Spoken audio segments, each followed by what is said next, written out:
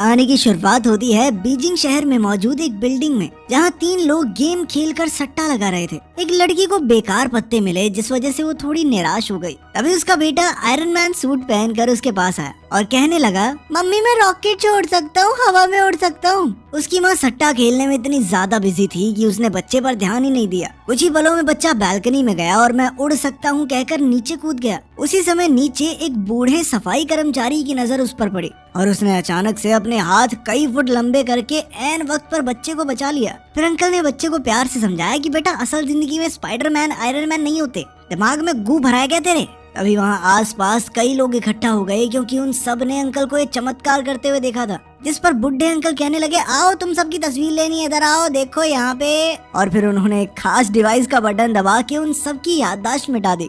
तभी बच्चे की माँ दौड़ती हुई वहाँ पहुंची और अपनी लापरवाही के लिए बहुत शर्मिंदा हुई। उसने बच्चे से वादा किया कि वो कभी सट्टा नहीं खेलेगी। इसके बाद हम साइड वॉक कैफे नाम की एक जगह को देखते हैं, जो ग्राहकों से भरा हुआ था। इतने समय तक कबाब का इंतजार करने की वजह से सभी कुक पर चिल्ला रहे थे। अब उस कुक से इतनी जोर जबरदस्ती बर्दाश्त नहीं हुई और उसने चुपके से काम जल्दी करने के लिए अपना हाथ ग्रिलर के नीचे रखकर अपनी हथेली पर ही आग जला दी, जिससे कबाब जल्दी जल्दी पकने लगे। इस आदमी का नाम था फायरमैन। फिर हम एक नाइट क्लब देखते हैं, जहाँ बढ़िया पार्टी चल रही थी। एक लड़की पोल पर डांस दिखाकर सबको लुभा रही थी, तो एक ठरकी आदमी अपनी जीभ बाहर निकाल के लड़की के पास जा पहुंचा। वो जानबूझकर चिपक कर नाचने की कोशिश कर रहा था, तो लड़की ने चुपके से पोल को हाथ लगाया, जिससे पोल में बिजली दौड़ने लगी और उस आदमी को बिजली का जबरदस्त झटका लगा। तो जाहिर सी बात है, इस लड़की का नाम है इलेक्ट्रिक गर्ल। इसके बाद हम सुपर हीरोज की टीम के एक और मेंबर को देखते हैं, जो एक आम से सिक्योरिटी गार्ड के भेस में था। एक लड़की की गाड़ी गड्ढे में फंस गई, तो उसने इधर उधर देखकर अपना हाथ गाड़ी पर रखा और अचानक वो लोहे में बदल गया। फिर उसने बड़ी आसानी से गाड़ी को पीछे से उठाकर गड्ढे से बाहर निकाल दिया।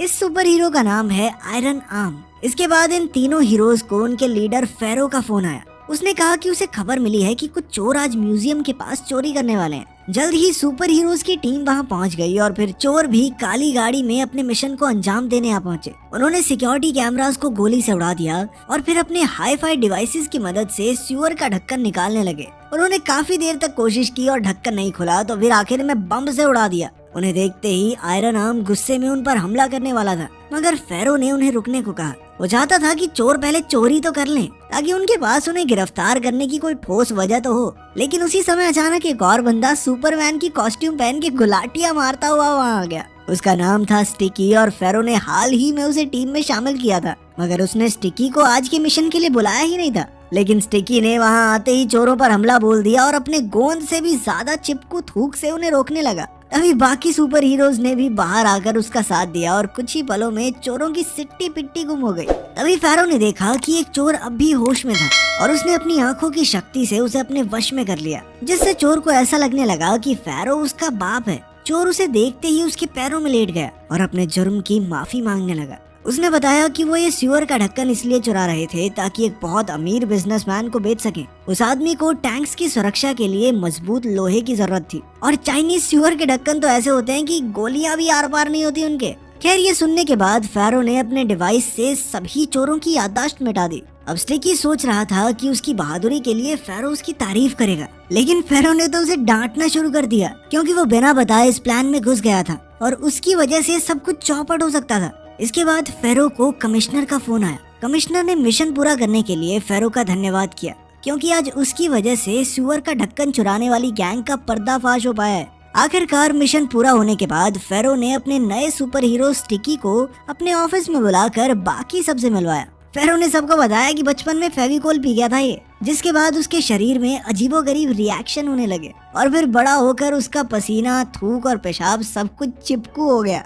इसके बाद स्टिकी ने सबके सामने अपनी शक्तियों की नुमाइश की और उसे लग रहा था कि वो सबसे बेहतर है। लेकिन जैसे ही वो आयरन आर्म के सामने पहुंचा, तो आयरन आर्म ने उसे अपनी असली जगह दिखा दी। उसने स्टिकी का हाथ पकड़कर उसे एक ही पल में एक कोने से दूसरे में फेंक दिया। खैर, बाद में हम देखते हैं कि फेरो ने उसे एक नौकरी दिलवाई, क्योंकि उसे सुपर हीरो बनने के लिए एक आम इंसान बनकर रहना होगा, ताकि किसी को उस पर शक न हो। ये उनकी टीम का इकलौता रूल था। फेरो ने उसे डिलीवरी बॉय की नौकरी दी, तो स्टिकी ने कहा कि वो कोई ढंग की नौकरी करना चाहता है, मगर फेरो नहीं माना और स्टिकी को ना चाहते हुए भी पूरा दिन पार्सल डिलीवर करने पड़े।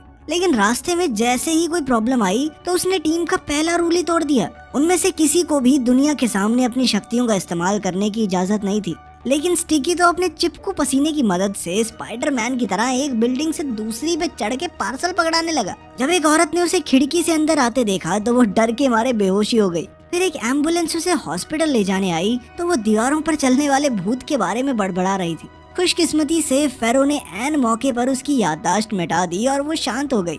इसके बाद हम 7 नाम की एक बहुत बड़ी कंपनी को देखते हैं, जहाँ का डायरेक्टर अपने इन्वेस्टर्स से मीटिंग कर रहा था। डायरेक्टर का नाम था चैंग और उसने अपने इन्वेस्टर्स को डॉक्टर बिल नाम के एक जवान साइंटिस्ट से मिलवाया। डॉक्टर बिल ने एक खास किस्म के क्लोनिंग कंपाउंड का आविष्कार किया था। बिल ने अपने इन्वेस्टर्स को आविष्कार के बारे में बताते हुए कहा कि उसकी टेक्निक से आप कुछ ही पलों में किसी भी चीज का क्लोन बना सकते हैं। फिर उसने इसका नमूना दिखाते हुए एक संतरे में इंजेक्शन लगाया और वो अपने आप बड़ा होने लगा। कुछ ही पलों में एक संतरे से 2 संतरे बन गए, जिसे देखकर सभी इम्प्रेस हो गए, यहाँ तक कि दोनों संतरों का स्वाद भी बिल्कुल वैसा ही था। तब इन्वेस्टर्स ने खुश होकर डायरेक्टर से वादा किया कि वो इस प्रोजेक्ट में पैसा जरूर लगाएंगे। इस बात से चैंग बेहद खुश था और उसने बिल से कहा कि जल्द ही वो साइंस मैगजीन के कवर पर होगा। वहीं दूसरी ओर हम देखते हैं कि फेरो स्टिकी की क्लास लगा रहा था कि उसने सबके सामने अपनी शक्तियों का इस्तेमाल कैसे किया। और फिर स्टिकी कहने लगा कि डिलीवरी बॉय की नौकरी में सारा टाइम थोड़ी लगा दूंगा अपना, लोगों की जान भी तो बचानी है सर बाद में। वो एक सुपर हीरो है, उसे देश में हो रहे जुर्म को रोकना चाहिए। उसी समय एक प्यारी सी लड़की ने उसे पीछे से बुलाया। उसे लगा वो एक कुरियर वाला है, इसीलिए उसने स्टिकी को उसके घर जाकर सामान पैक करने में उसकी मदद करने को कहा। स्टिकी तो उसे देखते ही लट्टू हो गया और चुपचाप लड़की के पीछे उसके घर आ गया। लड़की ने उसे काम समझाया और फिर अपने फोन पर लाइव स्ट्रीमिंग करने लग गई। तब पता चला कि उस लड़की का नाम जाओ है, जो कि एक काफी मशहूर व्लॉगर है। खैर फिर स्टिकी बाथरूम में हल्का हो रहा था तो अचानक उसकी नजर एक कॉकरोच पर पड़ी और वो बुरी तरह डर गया। इसी वजह से उसका चिपकू पेशाब सारे फर्श पर बिखर गया और साथ ही उसके हाथों पर भी लग गया।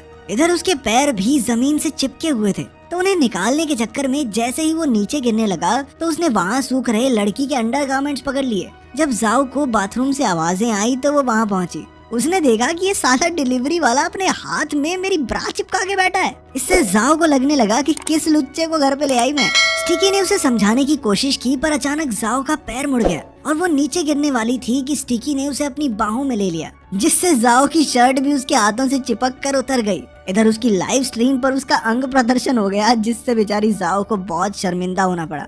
स्टिकी तुरंत वहाँ से भाग निकला और उसने जाकर बड़ी मुश्किल से अपने हाथों से जाओ के कपड़े छुड़ाए। वहीं दूसरी ओर 7 कंपनी की लैब में बिल अपने इंजेक्शन की मदद से एक चूहे का क्लोन बनाने की कोशिश कर रहा था, मगर इंजेक्शन लगते ही चूहे का शरीर फट गया और वो मारा गया। उसी समय चैंग वहां आ गया और उसने बिल को चूहों पर एक्सपेरिमेंट करते हुए पकड़ लिया। चैंग ने गुस्से में कहा कि जिंदा जीव जंतुओं पर क्लोनिंग एक्सपेरिमेंट करना गैर कानूनी है और अगर ये खबर बाहर आ गई तो वो बहुत बड़ी मुसीबत में फंस सकते हैं।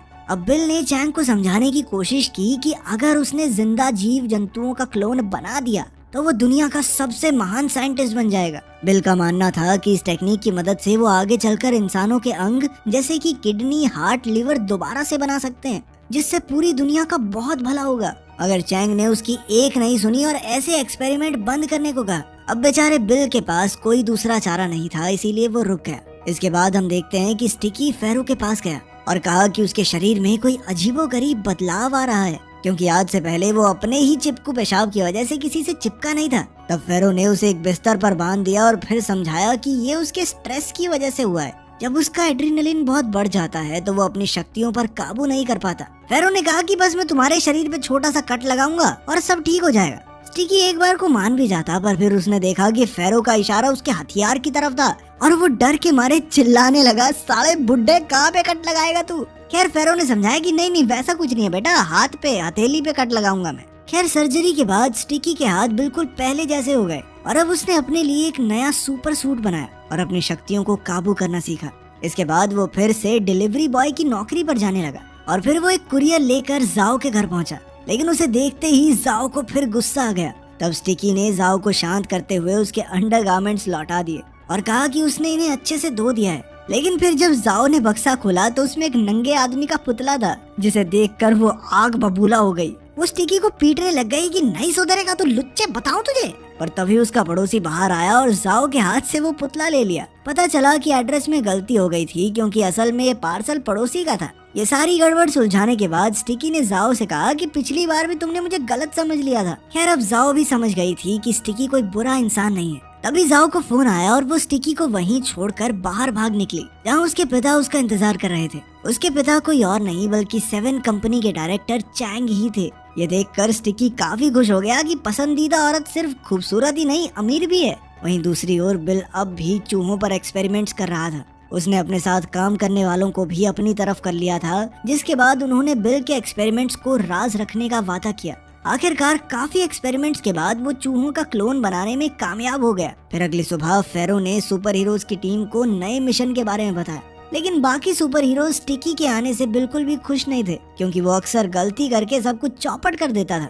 मगर फेरो ने उन्हें विश्वास दिलाया कि स्टिकी मिशन पर जाने के लिए अब तैयार है। इसके बाद जब मिशन शुरू हुआ तो हम देखते हैं कि स्टिकी बाकी सुपर हीरोज से कहीं आगे था। उसने सभी गुंडों की छुट्टी कर दी और सिर्फ एक आखिरी विलन बाकी था। स्टिकी उस पर झपटने ही वाला था कि अचानक उसने देखा कि जाओ वहाँ चलती हुई आ रही थी। वो अपनी स्ट्रीम पर थी और अचानक एक गुंडे ने उस पर हमला कर दिया। तब स्टिकी सब कुछ छोड़कर उसे बचाने दौड़ा। उसने बड़ी आसानी से गुंडे को चिपकू लिक्विड से वहीं रोक दिया, मगर अंत में गुंडे ने जाओ को बिल्डिंग से नीचे धक्का दे दिया। लेकिन स्टिकी ने ऐन वक्त पर उसके पीछे कूदकर उसे अपनी बाहों में ले लिया और उसकी जान बचाई। ये सब देखकर जाओ तो बेहद इम्प्रेस हो गई और उसने सुपर हीरो का नाम पूछा। लेकिन उसी समय फेरो ने उसकी याददाश्त मिटा दी, जिससे जाओ को लगा कि यहाँ किसी 3rd क्लास फिल्म की शूटिंग चल रही है, जिसे अनोखी फिल्म्स वाले थोड़े टाइम में लोगों को दिखाएंगे। जब वो घर लौटी तो उसकी दोस्त ने उसे फोन करके पूछा कि उसके साथ क्या हो रहा है। तब ये खुलासा होता है कि जो कुछ भी वहाँ हुआ वो सब जाओ की लाइव स्ट्रीम पर रिकॉर्ड हो गया था, और जब टीवी पर उसने ये फुटेज देखी तो उसे सब कुछ याद आ गया। इस नए सुपर हीरो की खबर सारी दुनिया में आग की तरह फैल गई और स्टिकी रातों रात मशहूर हो गया। सारे सेलिब्रिटीज उसी के बारे में बातें कर रहे थे और अब तो उसकी तारीफ में गाने तक बन रहे थे। ये सब देखकर फेरो बहुत गुस्से में था, लेकिन तभी कमिश्नर ने उसे फोन करके कहा कि अब जो हो गया हो गया। अब उन्हें स्टिकी को ही एक सेलिब्रिटी सुपर हीरो बनाए रखना होगा, ताकि सबका ध्यान उस पर रहे और बाकी सुपर हीरोज अपना काम आसानी से कर सकें। अब फेरो स्टिकी को लेकर सेंट्रल टेलीविजन के प्रोड्यूसर से मिलने गया और स्टिकी ने सबको अपनी काबिलियत का नमूना दिखाकर ये साबित कर दिया कि वो ही वीडियो वाला सुपर हीरो है। देखते ही देखते स्टिकी सेलिब्रिटी बन गया और सभी न्यूज वाले उसका इंटरव्यू लेकर तरह तरह के सवाल पूछने लगे। इसके बाद उसने कई एड्स भी किए और किसी ने तो उसे सिंगिंग शो का जज भी बना दिया। इसी दौरान वो कई सारी प्रेस कॉन्फ्रेंसेस भी कर रहा था, ताकि बाकी सुपर हीरोज का राज राज ही रहे। उसने दावा किया कि आज तक लोगों को मुसीबत से बचाने वाले जो भी चमत्कार हुए हैं उसके पीछे उसका ही हाथ है। जब आयरन आर्म ने ये खबर देखी तो वो गुस्से से लाल हो गया, क्योंकि ये कल का आया लड़का उनकी सारी मेहनत का क्रेडिट खुद ले जा रहा है। लेकिन धीरे धीरे स्टिकी की मुसीबतें बढ़नी शुरू हो गई, क्योंकि उसकी असलियत बाहर आने से आम लोगों के साथ साथ गुंडे भी उसे पहचानने लगे थे। एक बार तो एक आदमी ने जानबूझकर चोरी करने का नाटक किया और जब स्टिकी ने उसे पकड़ लिया और सभी लोगों का ध्यान उस पर आया तो अपने स्टोर की एड करने लग गया। इसके बाद कुछ लोगों ने नकली हमले का नाटक किया ताकि स्टिकी उन्हें बचाने आए और वो उससे मिल सके। अब स्टिकी एक कॉन्फ्रेंस में जाने से पहले फेरो के साथ बैठा था, तो उसने फेरो से शिकायत की कि उसके मशहूर होने के बाद से ये सब गड़बड़ हो रही है। तभी हम देखते हैं कि जाओ भीड़ को चीरती हुई स्टिकी की तरफ भाग रही थी। वो तो स्टिकी के प्यार में पागल हो चुकी थी और वो सिक्योरिटी गार्ड्स के भी हाथ नहीं आई। तभी अपना आयरन मैन सिक्योरिटी यूनिफॉर्म पहने स्टिकी के पास पहुंचा और उसे बुरी तरह पीटने लगा, क्योंकि स्टिकी ने टीवी पर सारे मिशन का क्रेडिट खुद को दे दिया था। अब उसे चुप कराने के लिए स्टिकी ने उसके होठों पर चिपकू लिक्विड गिरा दिया। उसी समय जाओ ने कमरे का दरवाजा खोला, जिसका धक्का लगने से स्टिकी के होठ आयरन मैन के होठों से जा चिपके। जब जाओ ने उन दोनों को होठ से होठ चिपकाए देखा तो उसे लगा कि स्टिकी तो गे है और वो रोते रोते वहाँ से भाग गई। अब स्टिकी जैसे तैसे खुद को छुड़ाकर कुरियर बॉय के रूप में जाओ के पास गया और उसे समझाने की कोशिश की। उसने कहानी बनाई कि वो स्टिकी को अच्छे से जानता है और अगर जाओ चाहे तो वो उसे मिलवा भी देगा। उसने जाओ को यकीन दिलाया कि स्टिकी गे नहीं है और उसे कोई गलतफहमी हुई होगी। ये सुनकर जाओ ने एक्साइटमेंट में उसे गले लगा लिया। इसके बाद हम 7 कंपनी का ऑफिस देखते हैं, जहां डायरेक्टर के असिस्टेंट को कूड़े के ढेर से एक टेस्ट ट्यूब मिली। उसने तुरंत ही इसकी खबर चैंग को दी और चैंग गुस्से में सीधा बिल के पास पहुंचा। वो बिल पर खूब चिल्लाया और उसे नौकरी से निकालने की धमकी दी, मगर बिल ने तो सारे स्टाफ को पहले ही अपनी तरफ कर लिया था। उसने स्टाफ को हुक्म देकर डायरेक्टर और उसके असिस्टेंट को बंदी बना लिया और कहा कि अब इस क्लोनिंग कंपाउंड का इंसानों पर एक्सपेरिमेंट करने का समय आ गया है। पहले उसने असिस्टेंट को इस ड्रग का इंजेक्शन दिया और कुछ ही पलों में धमाके से उसका शरीर फट गया। अब बिल इस पूरे एक्सपेरिमेंट का डाटा एनालाइज करना चाहता था, मगर चैंग ने उसी वक्त अपने फोन से डेटाबेस लॉक कर दिया। तब बिल ने अपने गुंडों को हुक्म देकर चैंग की बेटी जाओ को पकड़कर लाने को कहा। वहीं दूसरी ओर स्टिकी एक छत से दूसरी छत पर खुशी से कूदता हुआ जाओ से मिलने जा रहा था। उधर जाओ भी उससे मिलने को बेकरार थी। जैसे ही घंटी बजी तो उसने भाग कर दरवाजा खोला, मगर वहाँ स्टिकी नहीं बिल के गुंडे थे और वो जबरदस्ती जाओ को उठा कर ले गए। कुछ ही मिनटों बाद स्टिकी वहाँ पहुँचा तो उसने देखा कि घर का सारा सामान बिखरा हुआ था, तो वो समझ गया कि जरूर कुछ न कुछ तो बुरा हुआ है। उसने तुरंत फैरो को खबर की और फैरो ने सभी टीम मेंबर्स को मिशन पर जाने को कहा, मगर आयरन आर्म अब भी उससे गुस्सा था और वो स्टिकी की मदद किसी भी हालत में नहीं करना चाहता था। मगर फैरो ने उसे जैसे तैसे चलने के लिए मना लिया। इसके बाद फैरो ने जाओ का फोन ट्रैक किया और फिर स्टिकी ने बताया कि जाओ को कहां पर बंदी बनाकर रखा गया है। उधर लैब में बिल जाओ को इंजेक्शन लगाने की धमकी दे रहा था ताकि चैंग उसे पासवर्ड बता दे। चैंग को अपनी बेटी की जान प्यारी थी, इसीलिए उसने ना चाहते हुए भी पासवर्ड बता दिया। अब बिल जो चाहता था उसे मिल गया था, पर फिर भी वो जाओ को इंजेक्शन लगाने के लिए आगे बढ़ा क्योंकि वो सभी चश्मदीद गवाहों को मिटाना चाहता था। लेकिन उसी वक्त स्टिकी वहां आ पहुंचा और लड़ाई शुरू हो गई। बाकी सुपर हीरोज भी पहुंचे और उन सब ने मिलकर बिल के सारे आदमियों को खत्म कर दिया। बिल खुद भागने को कामयाब हो गया, लेकिन सड़क पर अपने आयरन मैन ने उसकी खूब पिटाई की। लेकिन मौका देखकर बिल ने उसे क्लोनिंग कंपाउंड का इंजेक्शन लगा दिया। लेकिन सुपर हीरोज पर इसका बहुत ही अलग असर होता था। अब ना सिक्योरिटी गार्ड अब तो पूरी तरह से आयरन मैन बन गया था। उसका गुस्सा बहुत ज्यादा बढ़ गया और उसने एक ही मुक्के में बिल का सर उड़ा दिया। वो अब हर तरफ हल्क की तरह ताबड़तोड़ तबाही मचा रहा था। बाकी सारे सुपर हीरोज ने वहां पहुंचकर उसे रोकने की बहुत कोशिश की, मगर वो बहुत ज्यादा ताकतवर हो गया था। इसके बाद अपने पागल आयरन मैन ने स्टिकी पर हमला किया, लेकिन जाओ उसे बचाने के लिए पीछे से AK-47 की गोलियां बरसाने लगी। अब अपने विलन का ध्यान जाओ की तरफ मुड़ गया, लेकिन स्टिकी ने जाओ को बचाते हुए विलन को फुटपाथ पर चिपका दिया। इसी दौरान जाओ ने स्टिकी का असली चेहरा देख लिया। उसने स्टिकी से पूछा कि तुमने अपनी सच्चाई मुझे क्यों नहीं बताई। स्टिकी कहने लगा कि देखो मैं हैंडसम तो हूँ, लेकिन काम दाम कुछ खास नहीं करता, वही डिलीवरी वाला काम है अपना। जिस पर जाओ ने जवाब दिया कि तू चुप हो जा, तेरी शक्ल भी गंदी है। लेकिन फिर भी उसे स्टिकी पसंद था और उसके डिलीवरी वाला होने से कोई फर्क नहीं पड़ता। खैर इस दौरान अपने विलन ने खुद को सड़क से छुड़ा लिया और फेरो की तरफ बढ़ने लगा। अब सारे सुपर हीरोज अपनी ताकत स्टिकी के अंदर डालकर एक आखिरी हमले के लिए तैयार हो गए, जिसने एक आग, बिजली, टेलीपैथिक चिपका चिप की बीम निकाली, जिसने अपने सस्ते आयरन मैन का मेटेलिक शेल तोड़ दिया और वो फिर से पहले की तरह नॉर्मल हो गया। आयरन मैन बच गया, अपने हीरो का घर भी बस गया और